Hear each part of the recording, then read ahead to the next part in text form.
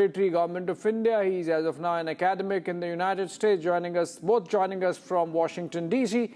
And Joseph Chalil is author, geopolitical thinker, joining us from Tampa, Florida. Joseph, if I could come to you and begin with you, rather.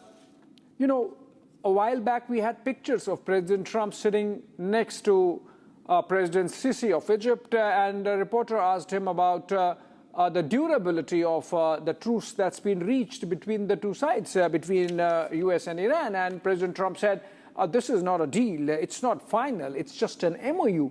And that he can go back to shooting, and the deal, whatever has been agreed to is good, but if the Iranians do not agree, then he can go back to shooting. So I think he's keeping options open even now. I mean, so while there is certain exuberance in the markets we have seen, Joseph, the fact of the matter is it's not over till it's over. I agree 100%. This is just a memorandum of understanding. This is not a legally binding. You can't take Iran to court if they violate this ceasefire or this MoU.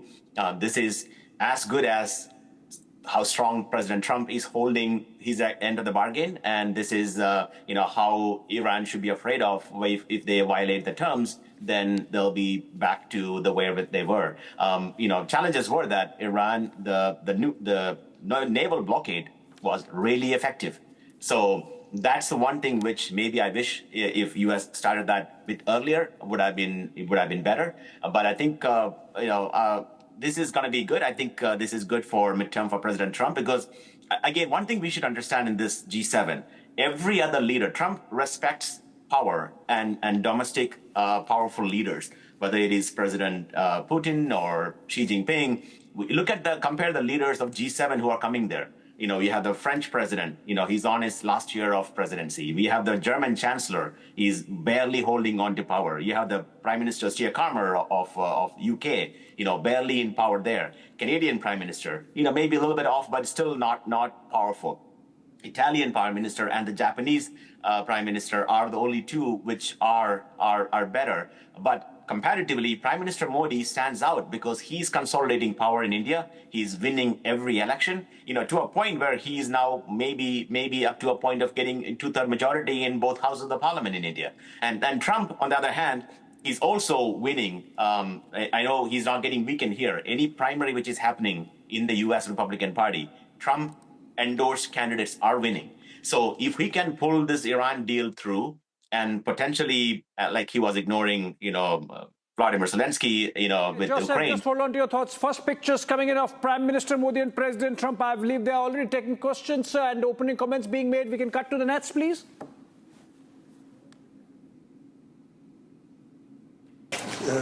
Group of people used to be the G8, now it's the G7. I don't know if that was a good deal or not, but it's a G7, and we have a G2 coming up, and then we have a G20 coming up.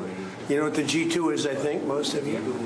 But we had in particular some very good conversations with Prime Minister Modi, India, and we're doing trade deals. We're doing a lot of things. A lot of things are happening between the United States and India. The United States is doing the best we've ever done. We have over $19.2 trillion coming in, and we're building factories, we're building everything. And Prime Minister is building a lot in the United States. He's spending a lot of money in the United States, so we appreciate that job.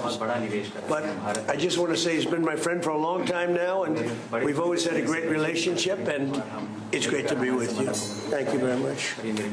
Great to be with you.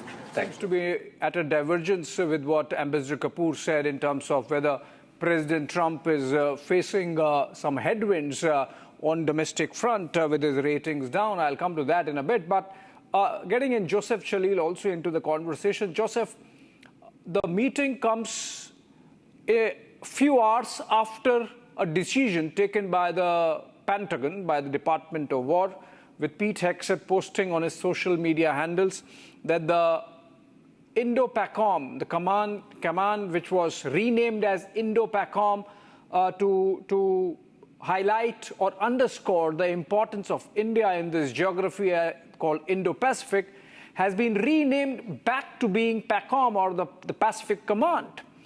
Now, that seems like the calculus of Washington, D.C.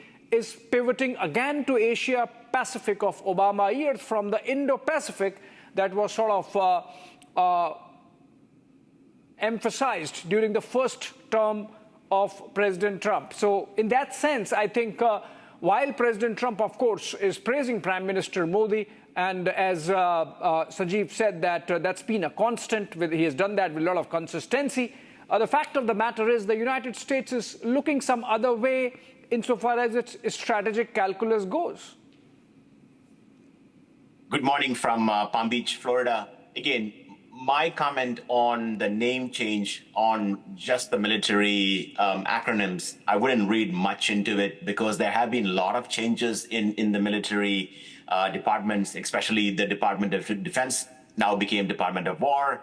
The Central Command, the CENTCOM. So I had my experience with the U.S. military in my early days at the U.S. Navy. I wouldn't read much into it. Just because a name is changed doesn't mean the mission is changing. So just because the Department of Defense just became Department of War doesn't mean Pete Hegseth is going out there and starting new wars.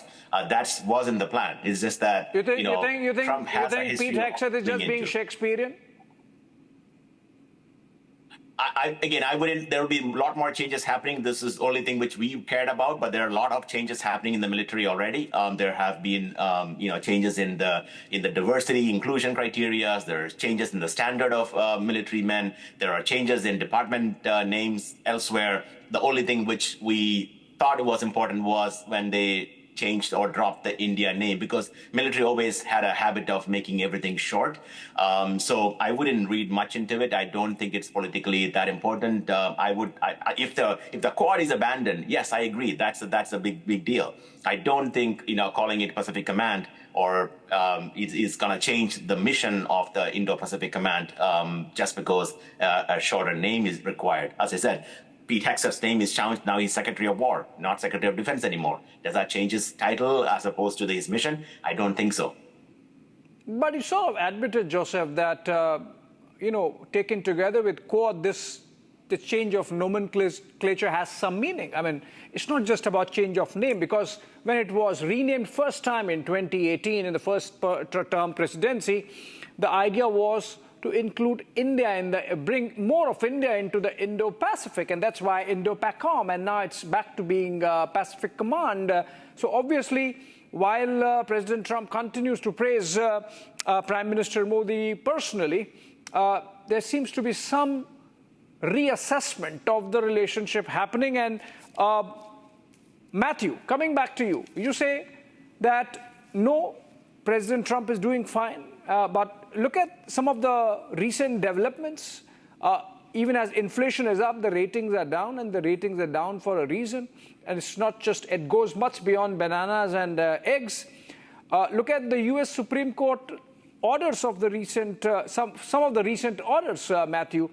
They have struck down the tariffs imposed by President Trump. They have struck down the H-1B visa fee, $100,000 that President Trump wanted. They have, not taken a very favorable view of the birthright law by President Trump. You would sort of support